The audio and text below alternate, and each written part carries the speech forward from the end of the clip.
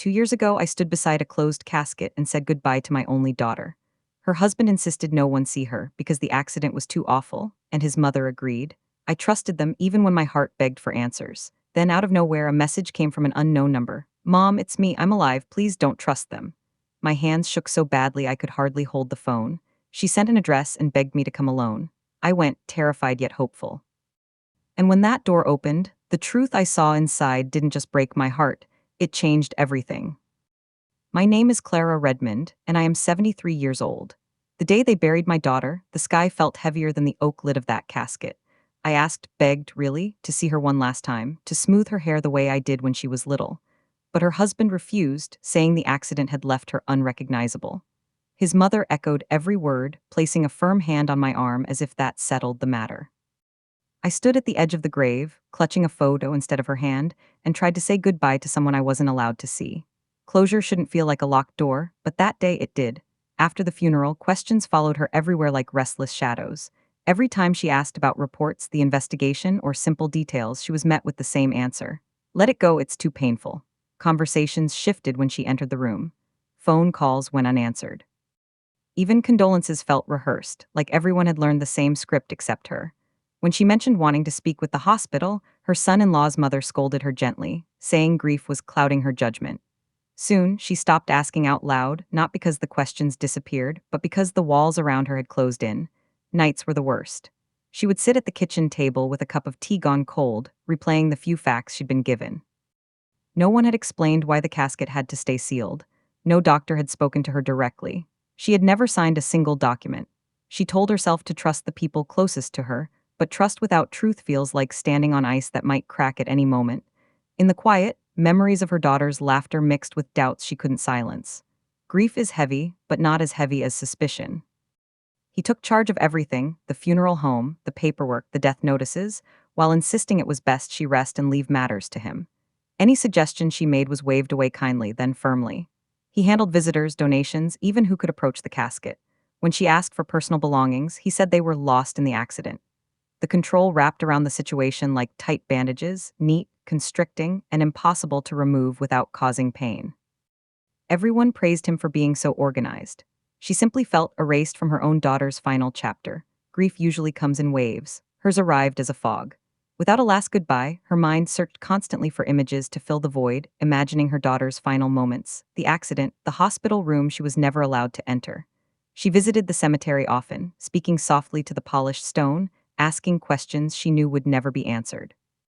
People told her to move forward, but how does a mother move forward from a goodbye she never truly had? Some losses end with certainty. Hers began with doubt, and that doubt never slept. Slowly, the world resumed its rhythm while her stayed stalled. Friends visited less. The family called less. Invitations stopped. She became the grieving mother people pitied from a distance but avoided up close.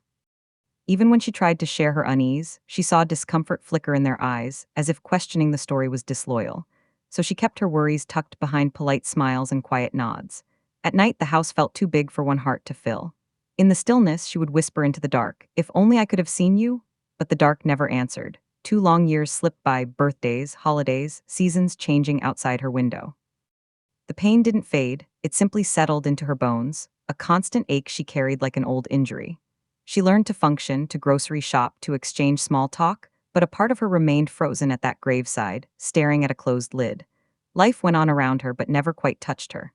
Then, one quiet evening, as the kettle began to whistle, her phone buzzed with a message from an unknown number.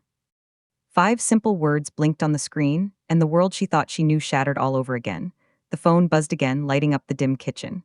She expected another spam call or reminder. Instead, the screen showed an unfamiliar number with a short message. "Mom, please don't ignore this." Her breath caught in her throat. No one else called her mom. Hands trembling, she typed back cautiously, asking who it was. Seconds stretched into hours before the reply appeared. "It's me, I'm alive." The room spun as reason screamed it was impossible, yet something deep inside whispered hope. She felt foolish for believing and terrified of not believing. Whatever this was, it had opened a door she thought was sealed forever. The next message arrived before she could steady herself. "Don't trust them. I couldn't reach you before. I'm safe now." Tears blurred the screen as she read the words again and again. If this was a cruel trick, it was the cruelest imaginable. But the phrasing, the tiny phrases only her daughter ever used, felt real. She asked for proof. Minutes later, a photo appeared, a woman with tired eyes and familiar features holding a newspaper from that week. The ache in her chest exploded into equal parts relief and fear. If her daughter was alive, then what on earth had she buried? A final message followed, an address and a plea: come alone, please. She copied it onto a scrap of paper, staring at the unfamiliar street name. It wasn't far, but it felt worlds away. Questions flooded her mind. Why the secrecy? Why now, and who couldn't she trust? She paced the kitchen, clutching the paper like a lifeline. Logic warned her to call the police. Instinct reminded her this was her child. In the end, instinct won. She slipped on her coat, tucked the note into her pocket, and stepped into the night with a prayer on her lips. The taxi ride felt endless. Streetlights flickered past like silent witnesses as her thoughts raced. What if it was a trap? What if she arrived and found nothing? Or worse, what if it truly was her daughter and danger still surrounded them? She rehearsed every possible conversation, every question she had swallowed for 2 years. When the car finally stopped, the driver asked if she wanted him to wait. She almost said yes, then shook her head. Some journeys a mother takes alone. She stepped onto the quiet sidewalk, heart pounding like a second heartbeat in her chest. The building looked ordinary, peeling paint, dim hallway lights, the hum of an old refrigerator somewhere inside. She knocked with a shaking hand. For a moment, nothing happened. Then the door opened a fraction, revealing a pair of familiar eyes, older, frightened, but unmistakably her daughter's. Time collapsed. She reached out, barely whispering, and was pulled into a trembling embrace. They held each other in silence, grief and relief tangled together. No scripted words, no movie-perfect reunion, just raw, overwhelming reality. She didn't ask how, not yet. She simply held on, afraid that letting go might make the moment disappear. Inside, the apartment was small and sparsely furnished, a folded blanket on a couch, a suitcase tucked behind the door, takeout containers stacked neatly in the corner. Her daughter looked thinner, quieter, carrying invisible weight. She spoke carefully, as though every word might echo beyond the walls. There had been no accident, she said, only fear, threats, control, and a plan she never agreed to. She'd been hidden, pressured, silenced. The closed casket had been the final seal on a lie. Shock turned her hands cold. For 2 years she had mourned while her child had lived in hiding. As the story began to spill out piece by fragile piece, everything finally made sense: the missing belongings, the withheld reports, the insistence on secrecy. None of it had been grief, it had been a cover-up. Her daughter's voice shook as she confessed the terrifying reasons she'd stayed gone, reasons that reached far beyond family and deep into greed and desperation. Listening, she felt anger rise, not fiery but steady and protective. The past 2 years could not be undone. But the future? That, at least, could be reclaimed, and she silently vowed she would not let her daughter face it alone again. They sat at the small kitchen table while the truth untangled itself. Her daughter explained how control had crept in, first gentle, then relentless. Messages screened, friends discouraged, finances quietly redirected. When she tried to leave, the pressure intensified. Lies had been whispered into every corner of her life until she doubted her own reality. The accident was the final curtain, a convenient ending to a story he wanted to rewrite. Listening, she felt fury simmer beneath her heartbreak. This wasn't just deception, it was a calculated erasure. And somehow, everyone around them had helped fold the lie neatly into place. The motive, when finally spoken, was as cold as it was simple: money. Insurance policies, assets that would pass without complication. Accounts she never knew existed. Her daughter described signatures pressured from her, forms placed in front of her during moments of fear, and the promise that everything would be handled. It made sense now: the secrecy, the speed, the closed casket. She sat very still, realizing grief had been weaponized against her. But instead of breaking, clarity sharpened her resolve. If greed had buried the truth, then truth would be the tool to unearth it. Her daughter's voice trembled as she described the threats, the subtle warnings, the tracking, the isolation. Leaving hadn't been a choice. Survival had. There were people who made things happen, she said, and if she didn't comply, others could get hurt. That fear had chained her in silence for 2 long years. Hearing this, she reached across the table and took her child's hands. Fear grows in darkness, but they are done with darkness now. Whatever shadows had followed them, they would face them together in the light. The staged disappearance unfolded like a script. A car left abandoned, staged documents, a funeral rushed through with alarming efficiency. She realized now how expertly grief had been choreographed. Her daughter had been shuffled from place to place, hidden under the guise of protection, until she became a ghost with a heartbeat. But ghosts don't stay silent forever. One small opportunity had opened, and she'd seized it: a borrowed phone, a trusted contact, a final leap of faith toward the one person who had never stopped loving her. And that message had reached exactly where it needed to land. They talked for hours, sometimes through tears, sometimes through long silences that said more than words could. Trust, fractured by lies, began quietly repairing itself. She didn't demand explanations, she offered safety. She didn't question the choices made in fear. She honored the courage it took to survive. Slowly, her daughter's shoulders loosened. For the first time in years, she allowed herself to believe she might finally be safe. Their bond, stretched, wounded, battered, still held. And that thread, however thin, was enough to begin again. The next step was to be careful. They contacted a legal advocate, meeting in a discreet office with shades drawn. Professionals listened without judgment and laid out a path forward. Protective orders, witness protection considerations, financial forensics, and coordination with authorities who specialized in coercion and fraud. Each option sounded terrifying, yet empowering. The law, so distant before, was suddenly a shield. She watched her daughter speak bravely, reclaiming her story piece by piece. Fear still lingered, but now it shared space with hope. Every message, document, policy, and recorded threat was scanned, copied, encrypted, and stored safely in multiple places. They built a wall of truth no one could quietly dismantle. For the first time, the danger did not feel one-sided. The people who had engineered this deception would finally face daylight. That night, she locked the door of the small apartment and sat beside her daughter on the couch. They didn't discuss strategy or anger. They simply held hands, two survivors, wrapped not in fear anymore, but in the certainty that the truth was finally protected and ready to be heard.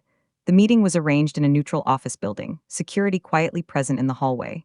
She watched as her son-in-law walked in, confidence wrapped around him like an expensive coat. When he saw who else was in the room, her daughter, alive and unafraid, the color drained from his face. For a full minute, no one spoke. Then the questions began, calm and methodical. Dates, documents, signatures, insurance policies. His answers tangled into contradictions faster than he could correct them. He kept glancing toward the door as if escape might still be possible. It was. Truth had finally taken a seat at the table. Piece by piece, the story unfolded, how he'd manipulated paperwork, how his mother had helped isolate her daughter, how the closed casket served as the perfect curtain. Every detail was supported by records, messages, and testimony. She didn't look away once. For 2 years, she had been asked to trust lies. Today, she gave her attention only to the truth. When her daughter described the fear that had kept her silent, the room felt unbearably small. But there was strength in the telling, a reclaiming of voice that no document could silence again. When investigators entered the case formally, the tone shifted from confrontation to consequence. Warrants were issued. Bank accounts were examined. Conversations that had once been whispered were now recorded, logged, and sworn before officials. He tried to bargain, then blame, then deny, but evidence doesn't negotiate, it simply stands. She watched from the background, supported by advocates who explained each step. For the first time since the funeral, she felt the ground hold steady beneath her feet. Justice was no longer an idea. It was a process, and it had finally begun. Her daughter was immediately placed under formal protection, new housing, secured communication, emergency contacts on standby. Layers of safety wrapped around her life like reinforced glass. She stayed close, yet respected every protocol, knowing caution mattered more than comfort. Nights were still restless, but fear no longer dictated their choices. Authorities reassured them regularly. They were not alone, and the system was working. That assurance, simple, steady, felt like oxygen after years of suffocating in silence. As financial and digital trails emerged, the carefully curated image he'd built began to crumble publicly. Associates distanced themselves. His mother's confident tone weakened under questioning, her stories fracturing into confusion. What had once seemed airtight now leaked truth from every seam. She didn't celebrate. She simply observed, grateful that reality was finally stronger than manipulation. Lies, she learned, are fragile. They survive only when no one touches them. The moment truth laid a hand on this one, it shattered. News traveled quickly through the family, shock, denial, whispered apologies from those who had urged her to let it go. Some reached out with genuine remorse. Others disappeared into silence, uncomfortable with the mirror truth held up. She accepted only what was sincere. Her focus remained on her daughter's safety and recovery, not on managing anyone else's guilt. Quietly, the circle around them grew smaller, but stronger. Real love stayed. The rest drifted away like leaves in the wind. The day accountability arrived was strangely calm. No fireworks, no shouting, just legal declarations, signed orders, and a future no longer controlled by fear or greed. She held her daughter's hand as decisions were read aloud, ensuring protections, consequences, and restitution where possible. When they stepped outside, the air felt different, lighter, honest, unfiltered. The past could not be rewritten, but it no longer owned them. They had walked through deception and come out carrying truth, and that, she realized, was a victory deeper than revenge could ever be. Just when it seemed the nightmare was finally over, a new beginning slowly started to unfold. Stay with me. And if you're new here, don't forget to subscribe so you don't miss what happens next. Healing didn't arrive like a sudden sunrise. It came slowly, through conversations whispered over tea, shared walks in quiet parks, and moments where they simply sat together in silence, letting the past loosen its grip. Her daughter often woke from nightmares, and she was always there not to erase them, but to remind her she wasn't alone anymore. They learned to laugh again, first carefully, then more freely. Grief still visited, but it no longer owned the room. Instead, they rebuilt trust like a fragile bridge, one honest word at a time. With legal protections in place, life began to regain a rhythm. Her daughter found steady support, counseling, financial advice, a safe place to live. Paperwork once filled with fear now represented security. She helped unpack boxes and hang curtains, turning bare walls into a home touched by warmth instead of secrecy. Bills were paid, meals cooked, routines formed. Ordinary days, once unthinkable, became precious. Stability wasn't glamorous, but it was sacred. Every quiet evening felt like a small victory against the chaos that had tried to define them. This time, they built their lives with firm boundaries, clear, gentle, and unbreakable.